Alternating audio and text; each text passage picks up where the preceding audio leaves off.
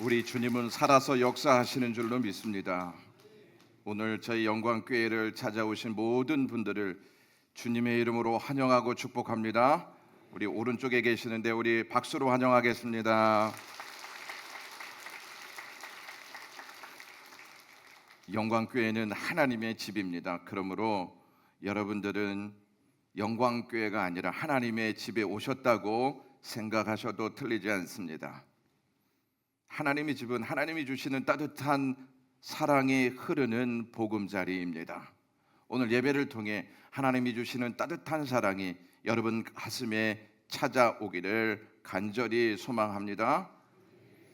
여러분들 주위에 이렇게 한번 살펴보시면 추워서 노란 띠를 이렇게 메고 있는 것이 아니고 노란 띠의 의미가 있습니다. 하나님이 기다리셨습니다. 하나님이 여러분들을 맞이하십니다 라고 하는 메시지입니다. 그동안 하나님께서 여러분들을 기다리셨습니다. 하나님의 기다림을 통해 하나님의 사랑이 여러분들에게 주어지기를 간절히 소망합니다. 여러분들은 운명에 대해 관심이 많을 것입니다. 여러분들의 운명은 어떻게 될 것 같습니까? 운명 곧 우리 인생의 결론입니다. 운명에 관심을 갖는다는 것은 인생의 결론이 어떻게 될지 모르기 때문입니다. 한 사람이 사막에서 오아시스를 기대하며 열심히 땀을 흘리며 길을 걷다가 도착한 곳이 있었는데 그 도착한 곳은 오아시스는 없고 죽은 사람들의 뼈가 여기저기 널려 있고 굶주린 하이에나와 늑대들이 우글거리는 장소라면 어떨 것 같습니까? 그동안 수고했고 기대했던 시간과 땀은 무슨 소용이 있겠습니까? 또 한 사람이 있는데 그 한 사람은 힘들고 어려운 사막을 인내하면서 걸었습니다. 마지막에 가면 오아시스가 있을 것이다 라고 하는 기대를 가지고 걸었습니다. 죽을 것만 같은 상황에서 도착한 곳이 있었는데 그곳은 기대했던 오아시스였습니다. 그 사람은 오아시스를 통해 물을 공급받아 생명을 채우게 되었습니다. 그리고 앞을 보자 아름다운 동산이 펼쳐져 있는 것이 아닙니까? 그 사람은 아름다운 동산을 보면서 그동안 수고하고 인내한 시간과 수고가 기쁨과 보람으로 찾아왔습니다. 여러분들은 둘 중에 누구와 같은 운명을 맞이하시기를 원하십니까? 여러분은 세상의 운명이 몇 사람에 의해서 좌우된다고 생각하십니까? 한 사람의 도발로 5천만 명에 달하는 사람이 희생당한 역사가 있었습니다. 대한민국 인구 전체가 5,109만이라고 합니다. 희생당한 사람이 5천만 명이라면 한국 인구 전체가 거의 다 죽었다 하는 것과 같습니다. 이러한 비참한 역사를 불러일으킨 사람은 다름 아닌 독일의 아돌프 히틀러입니다. 그는 2차 세계대전으로 세상을 온통 불바다로 만든 장본인입니다. 그가 1923년 단 한 표 때문에, 즉 한 사람 때문에 세계 역사를 비참하게 만든 나치당의 총재가 되었습니다. 나치당의 공식 명칭은 국가사회주의 독일 노동당이라고 하는 의미가 있습니다. 당원은 종종 나치라고 부릅니다. 한 표 차로 나치당의 총재가 된 히틀러는 다른 정당과 협력을 거부하면서 정부의 총리직을 요구합니다. 당시 독일 대통령이었던 히덴브루크라고 하는 사람이 처음에는 거절했지만 끝내 1933년 1월 30일에 히틀러를 독일 총리로 임명하였습니다. 그 다음해인 1934년 8월 힌덴부르크 대통령이 사망한 후에 히틀러는 스스로 독일의 피러, 지도자라고 선언하게 됩니다. 이 시기부터 히틀러는 독재자가 되었고 5천만 명에 달하는 희생자를 낸 제2차 세계대전을 일으킨 수괴가 되고 맙니다. 만일 그가 한 표 차이로 나치당의 총재가 되지 못했다면 아마도 역사는 분명 달라졌을 것입니다. 이렇게 세상 운명은 여러 사람이 아닌 한 사람에 의해서 달라질 수 있습니다. 인류는 여러 사람이 아닌 한 사람 아담으로부터 시작되었습니다. 하나님은 세상을 만드시고 아담을 흙으로 빚으신 후에 그에게 세상을 관리할 수 있는 사명을 주셨습니다. 하나님은 혼자 살던 아담 보시기가 좋지 않으셨던지 아담의 갈비뼈를 취해 하와라고 하는 짝을 지어주셨습니다. 하나님은 아담에게 짝을 지어주시면서 하나가 되어 살아라 이렇게 당부하셨습니다. 하와가 아담의 갈비뼈에서 나왔기 때문에 둘은 하나가 될 수 있는 것입니다. 그들은 하나님 말씀대로 에덴 동산에서 한 몸을 이루고 살았습니다. 그러던 어느 날 그들은 불행하게도 인류의 운명을 바꿔놓는 사건에 개입합니다. 하나님께서 먹지 말라 하신 선악과를 따 먹었기 때문입니다. 하나님께서 아담에게 선악과를 먹는 날에는 반드시 죽는다 이 말씀을 하셨습니다. 이 말씀을 풀이하자면 선악과를 먹게 되면 너희들의 운명이 바뀐다라고 하는 의미입니다. 하나님의 말씀을 들은 아담과 하와는 하나가 되어 하나님의 말씀에 순종해야 마땅했는데 그들은 마귀의 말을 듣고 하나님의 말씀에 불순종하여 선악과를 다 먹습니다. 그 결과 인류는 하나님의 말씀대로 죽음과 불행을 맞이하는 운명이 됩니다. 오늘 저희가 읽었던 말씀을 한번 보시면 로마서 5장 19절에 한 사람이 아담이 순종하지 아니함으로 인류가 죄인이 되었다라고 말씀하고 있습니다. 히틀러 한 사람으로 5천만 명에 달하는 희생자가 있기 전에 이미 인류는 아담과 하와로 인해 비운의 역사를 맞이했다는 것입니다. 여러분은 죽음의 근본 원인이 어디에 있다고 여기십니까? 왜 이 땅에 태어난 사람은 단 한 사람도 예외 없이 다 죽어야만 하는 것일까요? 나이 때문일까요? 질병 때문일까요? 사고 때문일까요? 성경은 죄의 싹슨 사망이라고 말씀하고 있습니다. 죽음의 근본 원인은 죄 때문이라고 성경은 말하고 있습니다. 죄와 똑같은 속성을 가지고 있는 것이 있는데 그것이 불입니다. 아담 한 사람이 죄의 불을 지핀 이후로 죄는 불처럼 타올라 세상을 태웠습니다. 저는 미국 캘리포니아에 살 때 불이 얼마나 무서운지를 경험한 바가 있습니다. 산에 한번 불이 나면 불은 뭐에 그렇게 성이 났는지 무섭게 타올라 사방을 다 삼켜버렸습니다. 불은 인정 사정 없이 집도 태우고 나무도 태우고 짐승도 가리지 않고 닥치는 대로 다 태웠습니다. 불은 굶주린 배를 채우기 위해 모조리 다 먹는 모습을 보았습니다.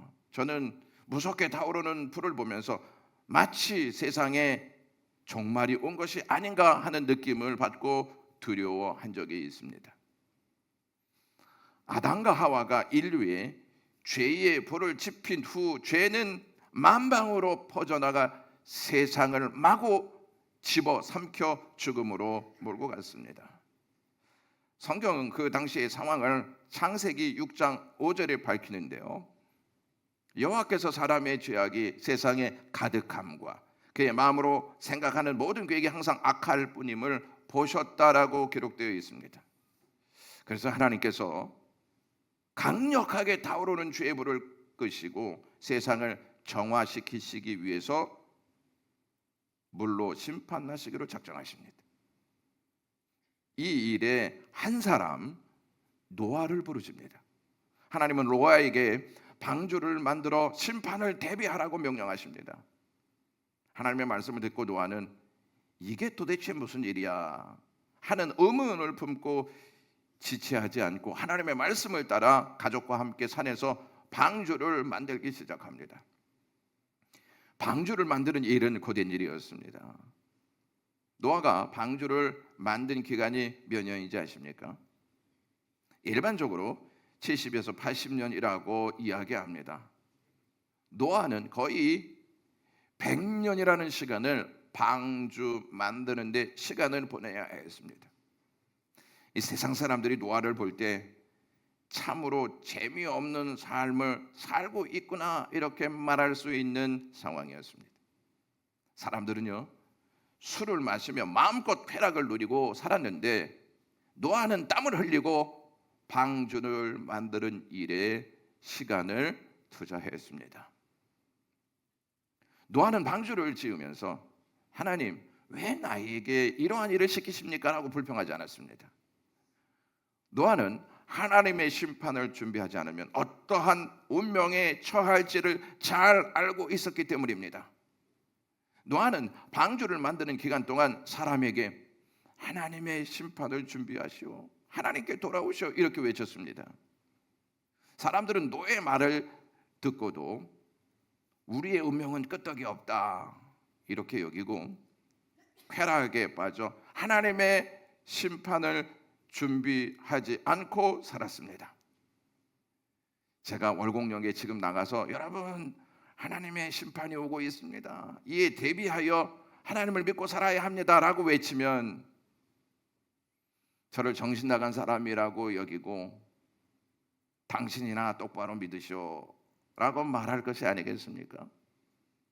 그때나 지금이나 사람들의 반응은 똑같습니다. 당시의 방주와 같은 곳이 지금의 교회라고 말할 수 있습니다.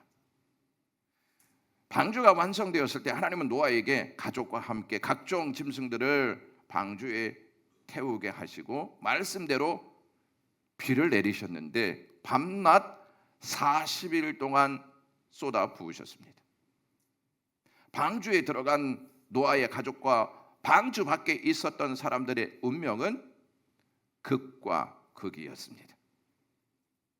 사람들은 홍수로 죽어가면서 하나님의 말씀이 옳았구나 이렇게 생각했습니다. 하나님의 말씀을 들을 걸이라고 생각하며 후회하지 않았겠습니까? 그러나 그들의 후회는 늦은 후회였습니다. 오늘날 사람들이 묻습니다. 세상을 덮었던 그 많은 홍수의 물은 도대체 어디로 갔냐고 말입니다. 성경은 이렇게 욥기 37장 10절에 말합니다. 하나님의 입김이 얼음을 얼게 하시고 물의 너비를 줄어들게 하느니라 라고 알려주십니다. 하나님의 입김으로 세상을 덮고 있던 물을 얼음을 얼게 하여서 남국과 북국으로 나누게 하셨다는 것입니다. 하나님의 은혜를 잊고 방주에서 나온 노아는 하나님의 은혜를 깨닫고 하나님 앞에 제단을 쌓아 예배를 드립니다. 이것으로 세상의 역사가 끝나지 않습니다. 죄의 역사가 다시 시작되는 것을 볼 수가 있습니다. 예전에 꺼진 불도 다시 보자라는 포스터가 있습니다. 불이 꺼졌다고 안심하지 말고 불이 꺼졌는지를 재확인해야 한다는 의미입니다. 큰 불은 작은 불씨로부터 시작됩니다. 세상을 마구 태웠던 죄의 불은 홍수로 꺼졌지만 죄의 불씨는 노아의 아들 중 둘째인 함의 마음에 그대로 남아 있었습니다.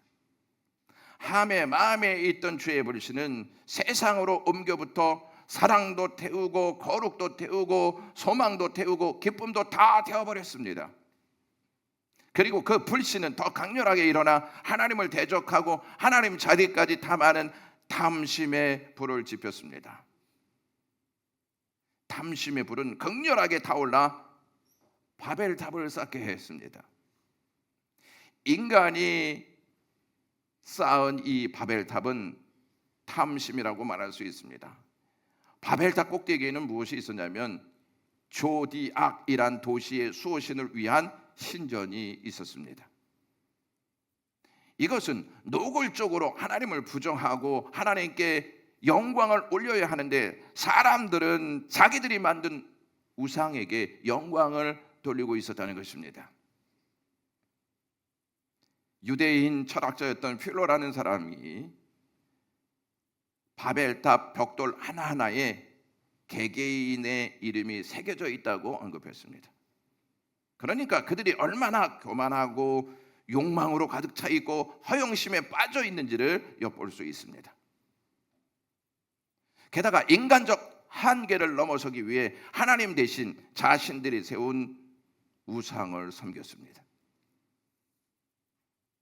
하나님은 그러한 우상의 탑을 무너뜨렸습니다. 어느 분이 전화를 하면서 지나가는데 제가 그 통화의 내용을 잠시 들었습니다. 옷을 사려고 하는데 이왕이면 좋은 옷을 사야 하지 않겠냐 하는 대화가 있었습니다. 그분의 말을 들으면서 사람은 좋은 것을 원하지 나쁜 것을 원하지 않는다는 것을 새삼 느꼈습니다. 사람은 좋은 집, 좋은 차, 좋은 옷, 좋은 가전제품을 원합니다. 그런데 저는 사람들이 운명을 선택함에 있어서 좋은 운명을 선택하고 있느냐 하는 질문을 던지고 싶습니다. 원하는 좋은 집, 원하는 좋은 차, 원하는 좋은 옷, 원하는 좋은 가전제품을 원한다고 운명이 그에 따라 결정되냐 하는 것입니다. 좋은 운명은 내면에 타오르는 악의 불씨를 해결돼야 좋은 운명이 우리에게 찾아온다는 것입니다. 악의 불씨는 우리가 쌓아놓은 모든 것을 다 태워서 무너뜨립니다. 사람들이 하나님의 자리에 앉으려고 쌓은 바벨탑을 하나님이 심판하심으로 무너뜨립니다. 그리고 하나님은 세상을 구원하실 계획을 위해 아브라함을 부르십니다. 노아를 부르셨습니다. 이번에는 아브라함을 부르십니다. 하나님의 부르심을 받은 아브라함은 운명이 달라집니다. 아브라함은 바벨론 땅에 살 때 그의 가문을 이어줄 자녀가 없었습니다. 지금은 그렇지 않지만 당시에는 자녀가 없다는 것이 저주였습니다.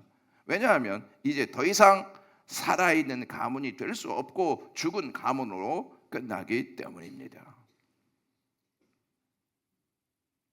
하나님은 생명이 없는 아브라함에게 가문을 이어줄 아들을 주시겠다고 약속하십니다. 아들을 주시겠다는 약속은 그의 운명을 바꾸시겠다는 하나님의 거룩한 뜻이 담겨져 있는 것입니다. 만약 아브라함이 하나님의 부르심에 믿음으로 반응하지 않았다면 하나님의 심판으로 바벨탑이 무너진 것과 같은 운명을 맞이했을 것이 뻔합니다.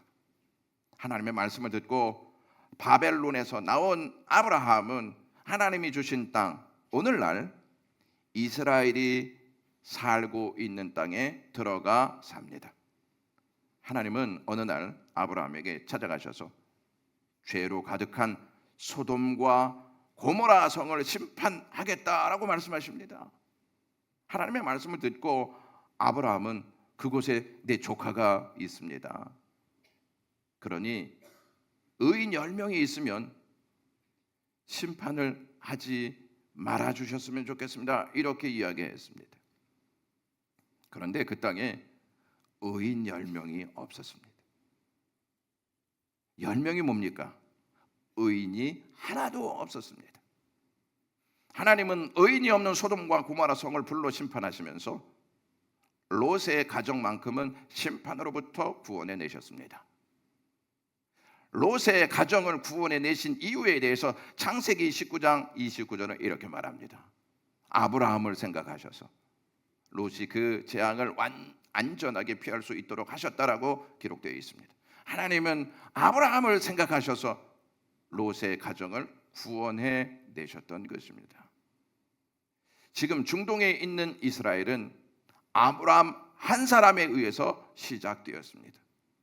아브라함이 이삭을 낳고 이삭이 야곱을 낳았습니다. 야곱은 12명의 아들을 낳았고 그 아들들로 이스라엘이라 하는 나라가 세워진 것입니다. 야곱의 12명의 아들들은 하나님께서 주신 땅에서 살면서 하나님의 은혜를 잊게 되었습니다. 여러분, 은혜를 받았으면 은혜 받은 자답게 살아야 하는 것이 마땅하지 않습니까? 하지만 이스라엘 백성들은 하나님께 받은 은혜를 가지고 우상을 세웠습니다. 하나님이 은도 주시고 금도 주셨는데 은과 금을 가지고 무엇을 했냐면 우상을 만들었습니다. 여러분들은 하나님이 주신 물질을 가지고 무엇을 만들고 있습니까? 하나님께서 그들을 향해 호세아 10장 11절에 이렇게 말씀하십니다. 번영할수록 우상을 아름답게 하도다 라고 한탄하셨습니다. 하나님께서 그들에게 은과 금을 주셨는데 이스라엘 백성은 하나님이 주신 것으로 우상을 섬기면서 하나님을 버렸습니다. 이스라엘의 모습이 어떠한 모습과 같냐면 남편이 열심히 돈을 벌어서 아내에게 보석과 함께 아름답고 멋진 집을 사주었습니다. 그런데 남편이 없는 사이에 아내가 다른 남자를 불러서 기쁨을 즐기며 남편이 사준 보석을 모두 그 남자에게 주는 것입니다. 그 남자에게 자기의 보석을 주면서 행복한 미소를 짓는 것과 똑같습니다.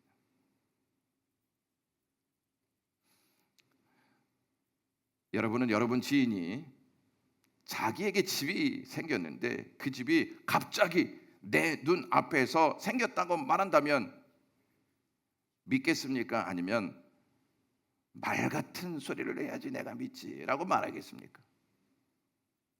이 땅에 갑자기 집이 생기는 법이 없습니다. 집은 지은 사람이 있기 때문에 집이 있는 것입니다. 우리가 사는 이 세상도 갑자기 우주가 폭발해서 생긴 것일까요? 이 세상은 하나님이 만든 곳인 줄로 믿습니다. 하나님께서 이 세상을 만드시고 우리가 이 세상에 살 수 있도록 생명과 은혜를 베푸셨습니다. 그래서 우리가 이 세상에서 살고 있는 것입니다. 이스라엘 백성은 하나님이 주신 땅에 살면서 하나님을 버리고 우상을 섬겼습니다. 그러한 이스라엘 백성들에게 하나님은 돌아오라고 선지자를 보내셔서 끊임없이 말씀하셨습니다. 그리고 하나님은 너희들이 돌아오지 아니하면 내가 심판할 것인데 바벨론 땅, 지금의 이라크 땅에 포로가 되어 가게 하겠다 이렇게 말씀하십니다. 하나님의 말씀을 들었는데에도 아담과 하와와 같이 콧방귀도 끼지 않고 우상을 숭배하며 자기 잘난 맛에 살았습니다. 하나님의 말씀을 듣지 않고 죄를 뿜어내며 사는 이스라엘 백성들에게 안 되겠다, 내가 이스라엘 백성들을 심판해야 되겠다라고 결정하십니다. 하나님은 이 사실을 미리 에레미야 선지자에게 알려줍니다. 이 소식을 들은 에레미야는 가슴을 치면서 고통을 호소합니다. 그러한 에레미야에게 하나님이 하시는 말씀이 있습니다. 예레미야 5장 1절 다 같이 읽겠습니다. 너희는 예루살렘 거리로 빨리 달리며 그 넓은 거리에서 찾아보고 알라. 너희가 만일 정의를 행하며 진리를 구하는 자를 한 사람이라도 찾으면 내가 이 성읍을 용서하리라. 이렇게 말씀합니다. 10명이 아닙니다. 한 사람만 찾으면 내가 용서해 주겠다. 한 사람 정도는 있을 것이라고 예상할 수 있지 않습니까? 이스라엘 역시 소돔과 고모라 성과 같이 의인 한 사람이 없어 이라크 땅에 포로가 되어 끌려갑니다. 한 사람이 없다는 것은 모두 정의와 진리를 구하지 않고 있다는 뜻입니다. 그들은 예수님이 태어나기 전 586년경에 바벨론에 의해 멸망당하여 바벨론으로 끌려갑니다. 끌려가면서 이스라엘 백성들이 이럴 줄 알았으면 하나님께 순종하면서 살 걸이라는 후회와 함께 가슴을 찢으며 통회했습니다. 이스라엘만 죄 없이 사는 의인이 없었던 것일까요? 그래도 인류는 이스라엘 백성과 달리 죄 없이 사는 의인들이 있을까요? 시편 14편 2절에서 3절 보시면 여호와께서 하늘에서 인생을 굽어 살피사 지각에 있어 하나님을 찾는 자가 있는가 보려 하신즉 다 치우쳐 함께 더러운 자가 되고 선을 행하는 자가 없으니 하나도 없도다라고 말씀하십니다. 여기서도 죄 없이 사는 사람이 하나도 없다고 하나님께서 말씀하십니다. 9가지의 선한 일을 하고 충동적으로 한 사람을 죽였습니다. 그럼 죄인입니까? 의인입니까? 죄인입니다. 제가 미국에 있을 때 집에서 교회의 거리가 서울에서 대전 정도의 거리였습니다. 주일 일부 예배에 맞춰서 가려면 새벽에 일찍 일어나 준비해야만 했습니다. 어느 주일날은 시간을 보니까 좀 늦은 것 같아요. 그래서 속도를 내기 시작했습니다. 한국 경찰도 숨어 있지 않습니까? 미국 경찰도 숨어 있었습니다. 저를 잡았습니다. 그래서 저는 목사라고 하면 좀 봐주겠지 이런 생각에 내가 목사인데 지금 예배 시간이 조금 늦어진 것 같아서 빨리 지금 가려고 속도를 냈습니다. 이렇게 얘기했습니다. 경찰이 봐줬을까요? 딱지를 뗐을까요? 딱지를 뗐습니다. 20년 전에 30만 원 벌금을 냈습니다. 다른 것을 다 잘했다고 법을 위반했을 경우 봐주지 않습니다. 아무리 선한 일을 많이 해도 우리는 죄를 짓고 살아간다는 것입니다. 여러분 식당에 가서 음식을 시켰는데 거기에 이물질이 나오면 허겁지겁 먹습니까? 아니면 왜 이물질이 나왔냐고 항의하십니까? 두 번째일 것입니다. 우리의 삶에도 죄의 이물질이 있다는 것을 아셔야 합니다. 마음에 누군가를 용서하지 않는 이물질, 미워하면서 사는 이물질, 탐심으로 가득한 이물질, 여러 가지의 이물질이 우리 내면에서 불타오르고 있습니다. 우리가 아무리 나는 죄가 없다고 주장해도 재판관이 죄의 증거들을 언급하면서 죄의 증거가 있으니까 당신은 죄인이요 이렇게 판결하면 재판관의 판결대로 죄인인 것이 확정됩니다. 하나님께서 이스라엘 백성들에게 호세아 7장 2절에 이렇게 말씀하십니다. 내가 모든 악을 기억하였음을 그들이 마음에 생각하지 아니하거니와 이제 그들의 행위가 그들을 애워싸고 내 얼굴 앞에 있도다라고 말씀하고 있습니다. 하나님은 다 기억하고 계시는데 백성들이 지은 죄를 다 기억하고 계시는데 사람들은 기억하지 못하고 있다는 거예요.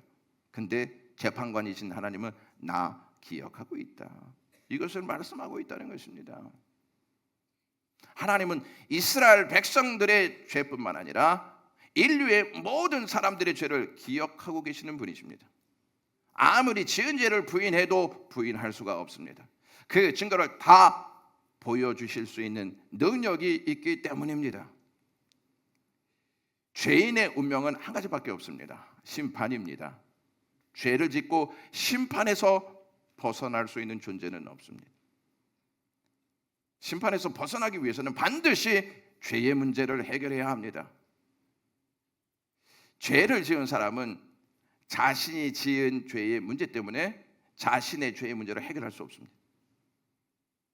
죄의 문제는 죄가 없는 사람이 대신 심판을 받을 때 해결받을 수 있습니다. 하나님의 아들이신 예수 그리스도가 이 땅에 오신 이유가 바로 여기에 있습니다. 세상에는 죄 없는 사람이 한 사람도 없습니다. 그래서 죄가 없으신 하나님의 아들 예수 그리스도가 이 땅에 오셔야만 했습니다. 죄가 없으신 예수님이 이 땅에 오셔서 십자가에 달려 돌아가신 것은 우리의 죄를 해결해 주시기 위한 목적 때문이었습니다. 죄인의 운명은 심판이라 했습니다. 예수님은 우리를 대신해 심판을 받으심으로 우리의 운명을 예수님이 가져가시고 예수님의 운명을 우리에게 주셨습니다. 그러므로 우리는 예수님 때문에 심판의 운명에서 구원받는 운명으로 바뀌게 된 것입니다. 아담 한 사람의 불순종으로 인해 인류가 죄인이 되었던 것처럼 예수 그리스도 한 사람의 순종으로 하나님을 믿는 백성들은 의인이 될 수 있습니다. 로마서 5장 19절 말씀을 다시 한번 읽도록 하겠습니다. 한 사람이 순종하지 아니함으로 많은 사람이 죄인 된 것 같이 한 사람이 순종함으로 많은 사람이 의인이 되리라. 오늘 말씀을 정리하면서 예수님 한 분 때문에 운명이 바뀐 한 사람을 소개하고자 합니다. 여러분 혹시 할리우드 남자 배우 중에 덴젤 워싱턴이라는 사람을 아십니까?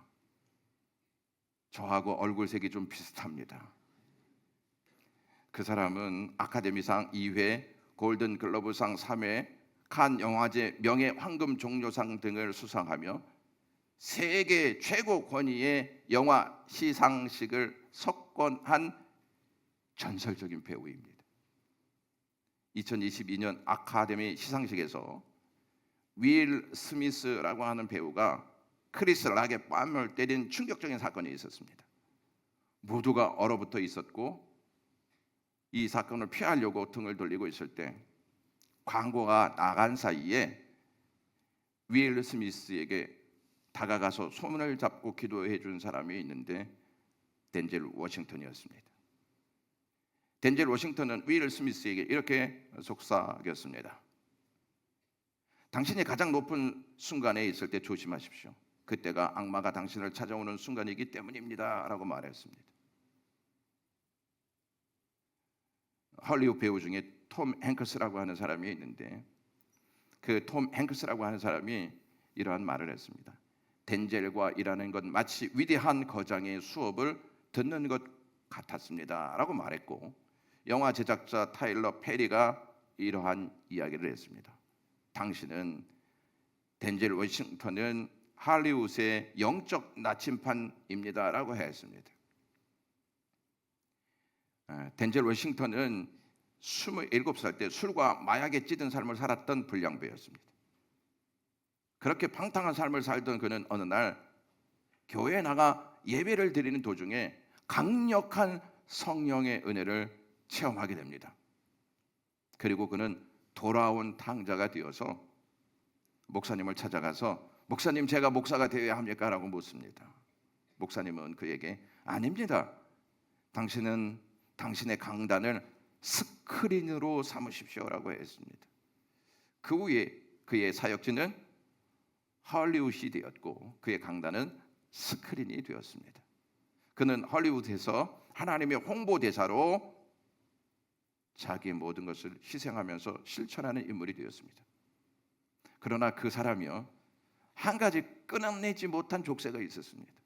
그것은 술이었습니다. 할리우드의 긴장이 남모르게 술잔을 기울게 만든 것입니다. 그는 이 마지막 족쇄를 끊기로 결심합니다. 어머니도 재촉했습니다. 60세가 되던 해에 40일간 술과 설탕을 끊으며 영적 정화를 감행합니다. 성공했을까요? 실패했을까요? 성공했습니다. 그리고 2015년에 딜라드 대학에서 이렇게 연설합니다. 하나님을 첫 번째로 두십시오라고 하는 연설이었습니다. 그리고 어머니의 기도를 생각했습니다. 아들아, 내 소명은 하나님을 섬기는 것이란다 하는 것이었습니다. 그의 어머니는 아들의 더 큰 헌신을 위해 기도하고 있었습니다. 하나님은 그 어머니의 기도를 응답했습니다. 2024년 12월 70세 생일을 앞두고 덴젤 워싱턴은 목사가 됩니다. 그가 목사 안수를 받기 1년 전 그가 주연한 더 위클라이저 3편은 전 세계에서 2,500억을 벌어들였습니다. 그리고 그가 목사 안수를 받던 2024년은 그래디에이터 2가 개봉을 앞둔 해였습니다. 그는 70세의 나이가 되어서도 쇠퇴하지 않았고 헐리우드의 최정상에 있었습니다. 어떤 한 사람이 덴젤 워싱턴에게 이러한 질문을 했습니다. 우리 모두 언젠가는 이 땅을 떠나게 되지 않습니까? 우리 모두는 말이죠. 그때 당신은 어떠한 사람으로 기억되고 싶나요? 라고 물었습니다. 그때 덴젤 워싱턴은 신앙의 사람, 하나님의 사람으로 기억되고 싶습니다 라고 얘기했습니다. 예수님 때문에 죄 사함을 받아 운명을 바꾼 덴젤 워싱턴은 한 가지 소원이 있었습니다. 하나님의 사람으로 사는 것입니다. 이곳에 오신 모든 분들이 하나님의 사람으로 사는 귀한 은혜의 역사가 있기를 주님의 이름으로 간절히 축원합니다. 기도하겠습니다. 하나님, 저희들을 부르셔서 하나님의 마음을 전해주시니 고맙습니다. 늘 기다리고 계셨던 주님의 마음을 노란색으로 하나님 그 메시지를 전달케 해주시니 고맙습니다. 이곳에 처음 오신 분들이 예수님의 따뜻한 사랑을 느끼게 해주시고 예수님이 우리에게 주신 운명의 삶을 살게 하여 주시기 원합니다. 오늘도 하나님의 사랑과 은혜로 함께하여 주시고 우리에게 돕는 은혜로 역사하시옵소서. 예수님의 이름으로 기도드리옵나이다.